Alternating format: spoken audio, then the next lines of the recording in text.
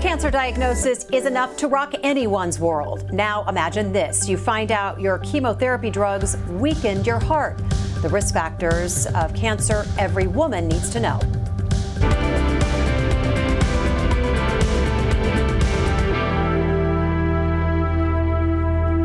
Good morning. I'm Jessica Lovell in for Alexis Del Cid. Welcome back to All Things Heart. 1 in 8 women will be diagnosed with breast cancer in her lifetime. That is 1 person every 2 minutes in the U.S., according to the Susan G. Komen Foundation. Amy Maple is one of those women. She was diagnosed with breast cancer twice in just 8 years. It returned with new complications, this time to her heart. That's when Amy met Dr. Charlie Porter, who was the first cardio-oncologist in the entire region, and he founded the cardio-oncology program here at the University of Kansas Health System. It focuses on the cardiac care of cancer patients. And one of the things about cancer emergencies that I've learned, as opposed to cardiology emergencies, you can see a cardiology emergency because people are sick. They've blacked out, they've got chest pain, they're sweating. Cancer emergencies can develop in someone who walks in and doesn't look like they're in distress. They look like they could be a healthy person in as the family member for a sick heart patient. And let's take a deeper look at what it means to be a cardio-oncologist. Why is heart disease connected to cancer? In some cases, the very treatment that saves your life from cancer, like chemotherapy or radiotherapy, can then later cause heart issues. And you can see here the categories of cardiovascular disorders created by different types of cancer treatment. We are so pleased to have Dr. Charlie Porter joining us today in our studio. His patient Amy is joining us virtually. Amy, you are recovering from a unilateral mastectomy. Amy, how are you doing this morning? I'm doing well. I feel a lot better now that the cancer is out of my body and that I am, I've recovered nicely, I think. When was your surgery? August 27th. Well, we're so glad you're doing well and back to work, even better. So what happened during your first treatment for cancer that then led you to see Dr. Porter? The Herceptin that I was taking to help with the HER2 positive cancer, it affected my heart. So my ejection fraction went down pretty low. So they said that I did not need to do the Herceptin anymore. I couldn't do the Herceptin anymore because they were worried about my heart function.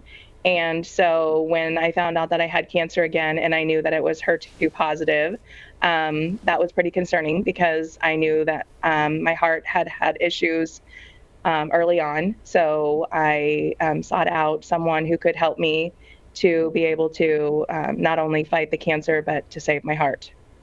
Dr. Porter, Amy had heart weakening from a previous drug, a chemo drug. What was that?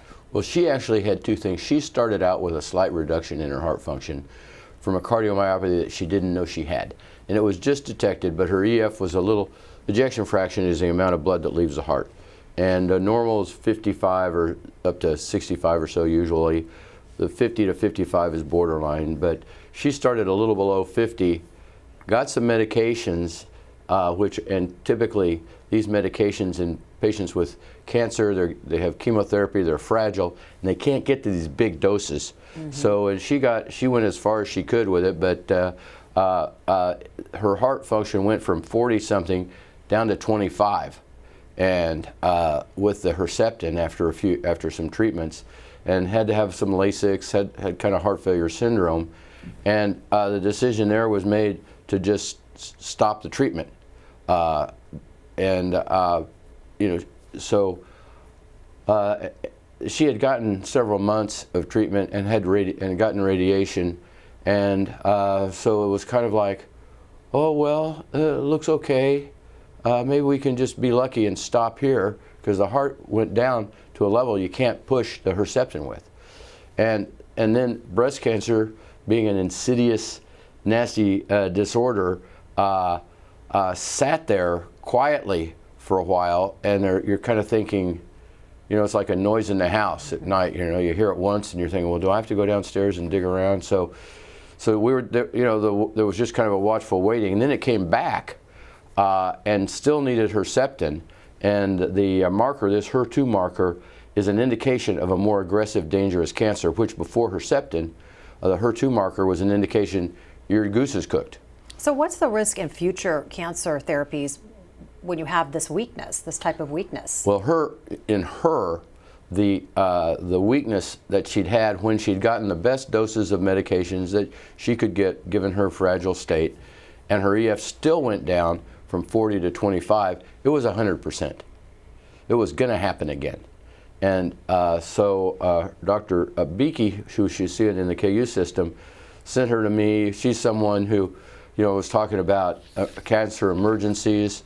Well, she had an emergency because we know that interruptions in Herceptin treatment, if you don't get a year, are associated with recurrence and death risk. And she had already had that. I mean, she had risk, and she'd already had the cancer come back. And the usual stuff had not protected her to allow her to get a full year. So she had a situation where I knew the first time I met her, I could see all this stuff unfolding. She had a weakened heart with something called a left bundle branch block that I knew would respond to advanced pacing, where you could put a pacemaker wire into a certain part of the heart and improve the heart function just from pacing all the time. And so I made arrangements, and she was going to have a chemo port the next day on the right side where we need to put the pacer if she's going to get more radiation to the left side. It's not clear, but once that pacer's in, you can't do radiation if it's on the left side because the port's on the right. So I had to call the surgeon, have them switch the port to the left over here because the radiation doesn't bother the port, plastic, but it does bother the electronics. So, so I called Dr. Beakey, make sure he was on board with all this, called the surgeon. So I spent like 2 hours trying to get all this teed up because part of the emergency was getting the port put in so she doesn't have to go back and have the pacemaker moved, because sometimes you have to move the pacemaker. So I got all that done first day, and then it took a week or so to get her in. I've got really great people. Dr. Pimentel got this pacemaker in quickly ahead of schedule, and Dr. Beakey started breast cancer treatment with Herceptin 2 days after the pacemaker was in. And if you're trying to figure out whether the oncologist thought this was important, 2 days later, I've never heard of anybody getting anything 2 days after a pacemaker. Usually it's like, no way, but he's saying, okay, let's get started. We got to go. And that was in April, and she's on board. Amy, I haven't looked at your chart really recently, but you're still on board, on schedule, aren't you? Yep. Yeah. So she's going to get another year, and we know that interruptions in cancer treatment increase risk of recurrence. So she's this far. Usually if you're going to get more Herceptin trouble, it would have shown up by now. And we're not trying to, we don't hold treatment if the heart isn't normal. We hold treatment if the heart gets worse. She's doing really well. Amy, when you were diagnosed the second time with breast cancer, did you have any idea that you had a weakened heart? Yeah, I knew that my heart was weakened from when I had the Herceptin the last time, and I knew that was why they had decided to stop the Herceptin treatment, even though I knew I needed several more months of it. So I did know that I had a weakened heart, and that was really concerning to me when I found out that I had the HER2 again. Was there something in Amy's genetics that would have put her at a greater risk of this weakened heart? Not that we know of, but there are. I mean, she had this underlying weakness that she had when she initially started treatment. Might have a genetic predisposition, but right now we have to stay focused on the cancer treatment. That might be something we get to later, but it really doesn't influence things. And right now when you're doing cancer treatment, there's a huge burden just to get in for the diagnoses.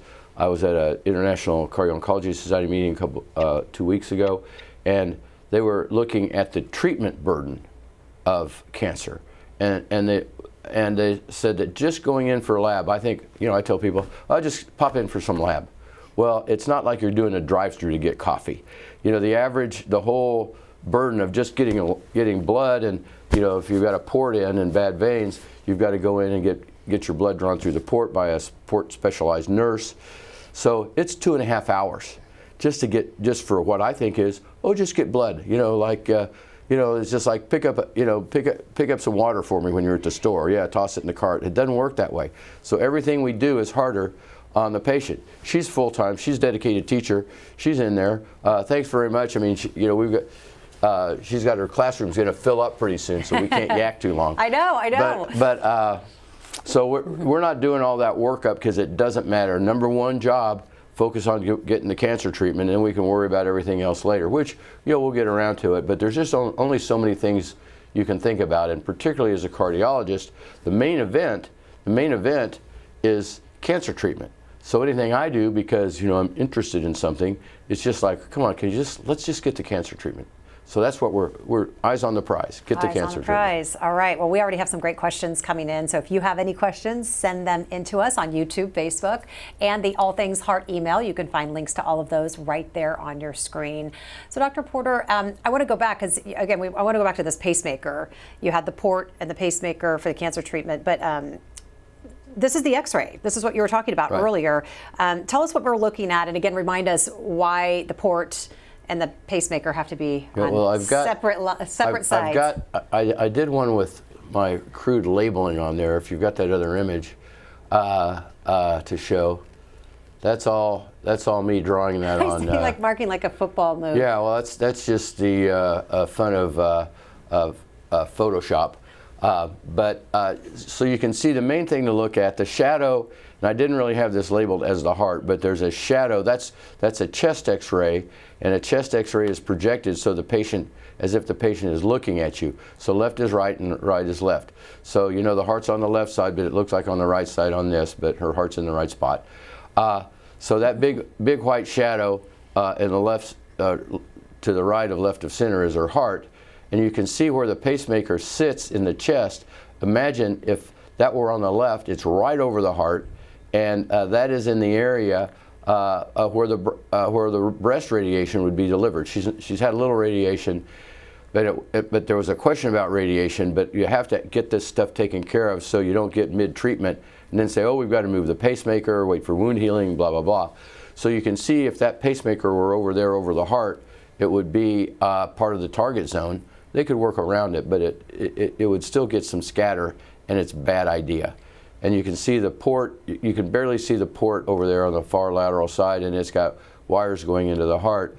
So it's out of the field a little bit. It's a lot smaller target over there, and it's innocuous on the left side. But a lot going on in there. So I just had to make sure this got done because when I see people who have a left-sided pacemaker, have left breast radiation, and the pacemaker came far before the cancer, nobody was foreseeing that. So then we have to do that mid-therapy, and it's just, again, that's just one more thing. People go, come on. Amy, did you notice a difference how you felt after getting the pacemaker? Not instantly, just because I was going through chemo and that was making me really tired. And but since I've been off of chemo for a little while now, I feel like I do have more energy. I mean, I'm still tired just from all of the things that my body's gone through over the last few months. I bet. Dr. Porter, there are a lot of new therapies, targeted therapies that have changed the course of many cancers. Those can also come with cardiovascular risks. How do you identify possible risks for these new therapies? Well, there's a lot of studies about risk of particular drugs to the heart in the early stages of development. So they kind of weed out the obvious losers. But cancer treatment and Herceptin was the first targeted therapy that really hit the big time.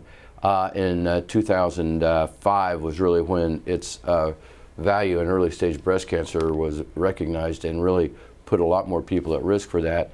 But the array, the number of targeted therapies where a targeted therapy, it's not chemotherapy, it's targeted to the treatment. Cancer cells are good cells gone bad, and mutations drive the cancer. And different cancers have different kinds of mutations. This HER2 mutation, it's a receptor, protein receptor that gets overexpressed on the cancer cells. It's also seen in other kinds of cancer. Gastric cancer gets treated with Herceptin if they have the mutation. So there are, and there's an incredible amount of work now on new mutations and then new therapies. If you identify the mutation, it doesn't help much unless you have a therapy. So there are hundreds of new drugs out there that are targeted to all sorts of different cancers or targeted to mutations, and the drugs are approved for use against a mutation regardless of what the cancer is. It doesn't matter, because if you shut down that mutation, you shut down the tendency for the drug to keep growing, spreading, or invading tissue. So is there a certain treatment strategy for the new therapies compared to previous ones? Yes. Some drugs are identified early as having cardiotoxicity, but a lot of times it occurs later, because studies in heart drugs, there's a powerful drug called Entresto that was in a study that had 8,000 people for several years before it got approved. Well, all these cancers with these mutations, it's smaller groups of people. And there's an advanced therapy that's based on trastuzumab, but it's an antigen drug compound where there's a payload of something else attached to the Herceptin molecule, so it gets in and kind of blows up the cell differently. And it got approved on a study of 800 people, 800 women, because it's a rare form of cancer where they need it.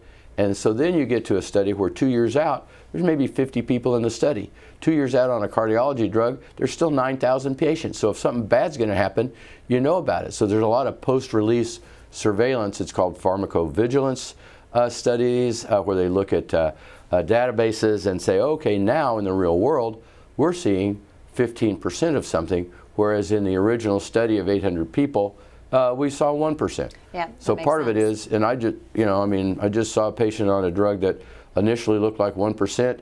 Now it actually looks like 25%. And the patient came in after this drug and first had cardiac tamponade, where they had a effusion that crushed the heart. Then they followed up in an echo to see if the effusion came back. Effusion was not back, but the heart had weakened down to the level of 40%. So it got a double whammy: effusion, tamponade, and then from the same drug. It wasn't really reported. So these things just happen.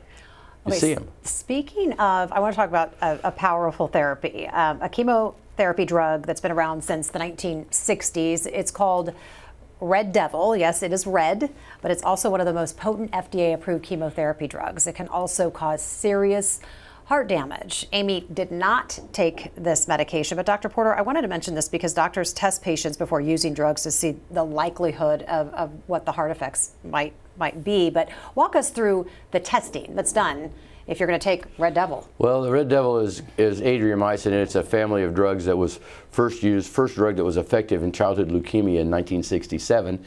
And they had no idea how much to give, so they just gave a lot.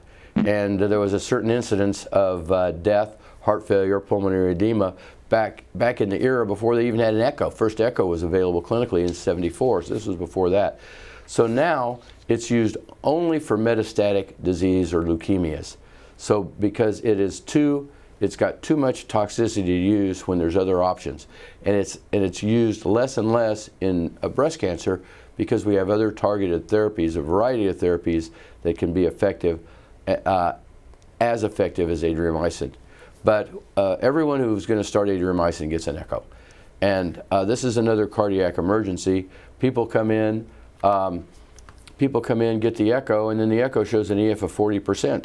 And one of the first challenging cases I saw several years ago was a 40-year-old mother of two who was full-time as she was working in finance, CFO, smart person, noticed something lump up in her collarbone, gets it looked at, she finds out she has a lymphoma, and the lymphoma is encircling her carotid, the artery going to her brain. And she got an echo, she got 2 tests, her EF was low, 40%. I saw her on Tuesday. They want to start chemo, adriamycin on Thursday. So I did what I could then to protect her heart, and we know more about how to do that now. But I just said, we're going to go ahead and give you the best protection we have available, because between now and a year from now, your greatest risk of having something terrible happen is to let this lymphoma go inadequately treated. And she had a cardiac surgeon in her family, so I did a teleconference and I was explaining these risks to the cardiac surgeon, cardiac surgeons take care of high-risk people all the time. She just said, do it. You know, she knew what I was talking about. You're talking about risk versus benefits. Safer path, get the cancer treatment. So we do that, and now there are other things we can do for adriamycin. Some things are outside FDA regulations, but there's enough evidence to support them that I can say, we're doing this, I don't care what the FDA says. It's between you and me. I'm telling you this could happen or this happened. And nobody wants to die of cancer, but they have the comfort of knowing their ejection fraction is 55% instead of 40. Who cares? You know? Let's get to some questions from our viewers this morning. We've got some good ones coming in. Yang says, could undergoing chemotherapy and related treatments for breast cancer harm heart health given how close they are in the body? It's not really proximity except with radiation. But techniques for radiation now are getting very, very good.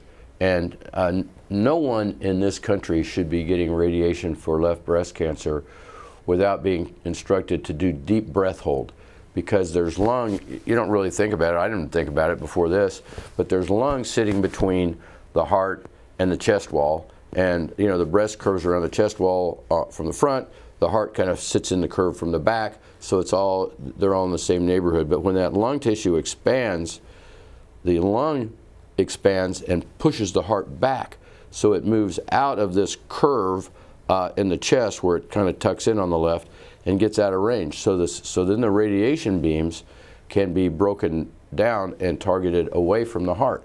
That's a huge reduction in risk. And then proton, there's other things that they do, and there's a lot of different techniques where they can do different beams. You could have a radiation oncologist on it for a cancer show there. But there's a lot of different techniques to really reduce the risk of radiation, but it's not zero, and even right breast radiation does carry a small risk to heart on the left. Jeremy says, I imagine that it's a hard line to walk between the benefits of cancer treatment outweighing heart risk versus when a heart risk is high enough that a cancer treatment isn't an easy call. Do you have a rule of thumb or common things that help you know which way to go?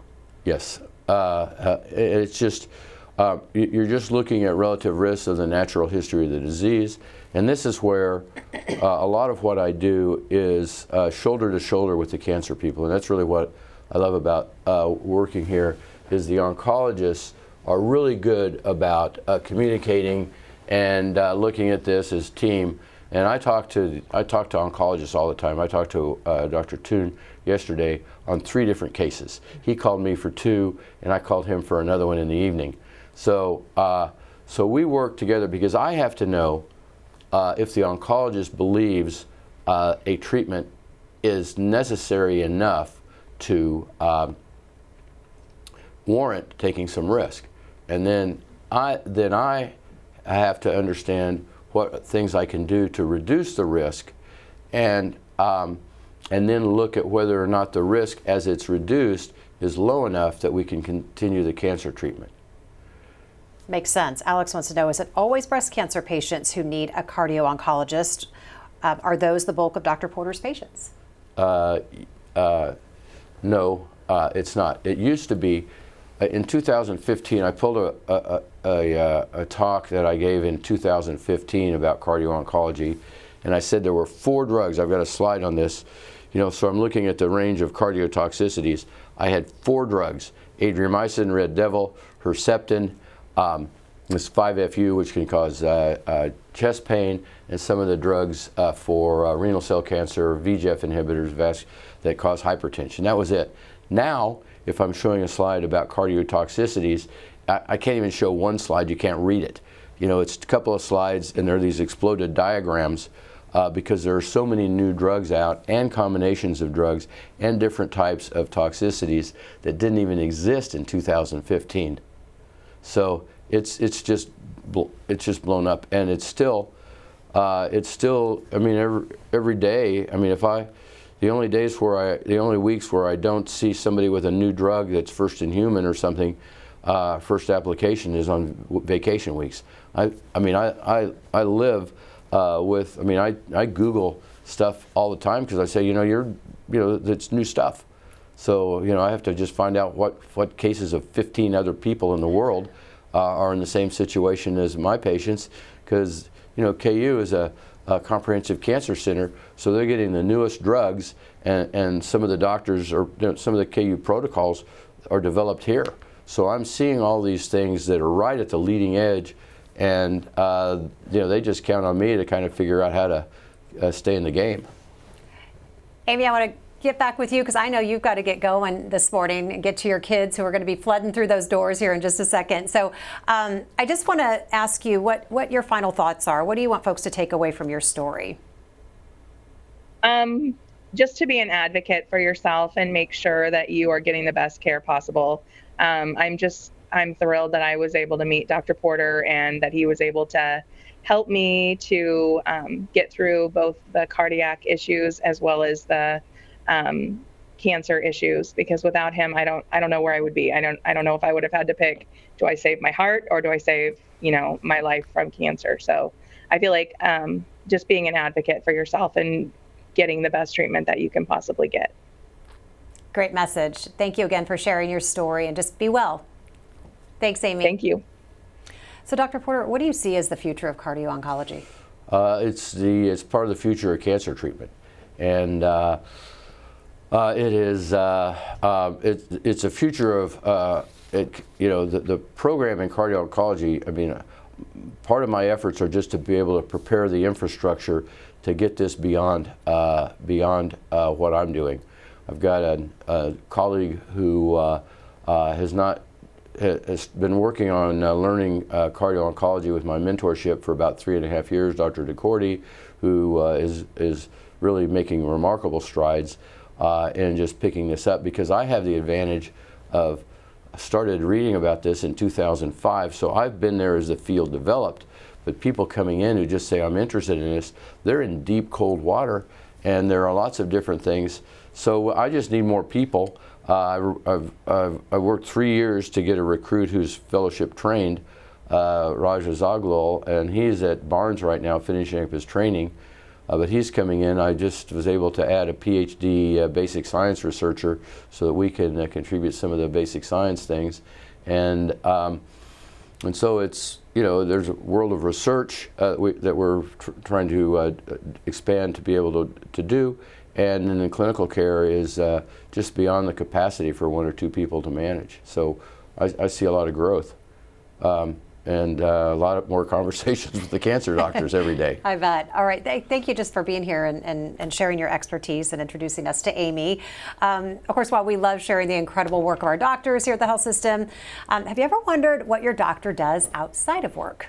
Now for a secret look into the guardians of healthcare at the University of Kansas Health System, let's go behind the mask. Okay, Dr. Porter, you joined us last week. You shared some beautiful images that you took. You have some more. Tell us about your passion for photography. Tell us what we're looking at and where you went. Well, I started in photography the same time I started my career in medicine at KU. I joined the Jayhawker MD yearbook staff because I didn't know a soul up here. I thought I was going to go to a different med school, and I changed it to KU for a lot of different reasons. So I learned photography, and some of my best friends have stayed the people who stuck with that, including someone who has become an avid hiker, Dr. Mike Schoenlieber up in Minneapolis, and he recruited me to go to the Alps to do a tour of Mont Blanc, where you do a hiking tour around Mont Blanc. You said 32,000 steps you in did a that day. day? Yeah, so And yes. tell them about the kid that asked to take a picture with you. Oh yeah, well, so you're up in the Alps, and I mean we were up in mountain trails, and I really didn't have any idea if it were something in medicine. You get informed consent, so people tell you exactly what's going to happen and what the risks are and how you're going to feel. Nobody gets informed consent.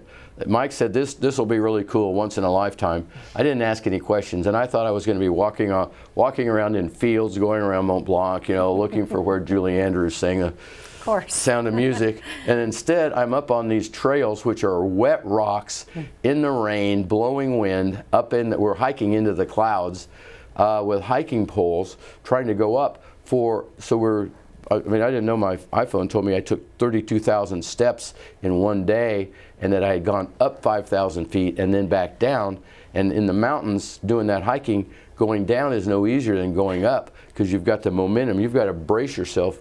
So these hiking poles. So I'm doing all this, and so then I get around, and I'm noticing there sure are a lot of young, thin people going by me. And then I got to the top of this one ridge that we'd worked on for like 4 hours, and you can't stay up there because you got to get back down. So I'm up there. We're short on photos for that stuff, but there were, 5 guys, British accents. I thought they're from UK. They said, "Hey, let's take our picture with you. You're older than our parents. We can't believe you're up here." So, and that's the way it was. Photographic proof that this guy is up here doing this. Go back and shame their parents, I guess. I don't know, but I was just happy to be able to do that, and I'd never talked to anybody who had 32,000 steps in a day. Either. You're my first right here. Yeah, I mean, it's like, God, I don't know, I got to do it again tomorrow. Well, that's walking the walk. You're a heart guy. I think you just got your heart health in, so good for you. Thanks for sharing that. We're glad you got down safe. I am too. All right, thank you to all of our guests for being with us. Thanks for being with us today on All Things Heart.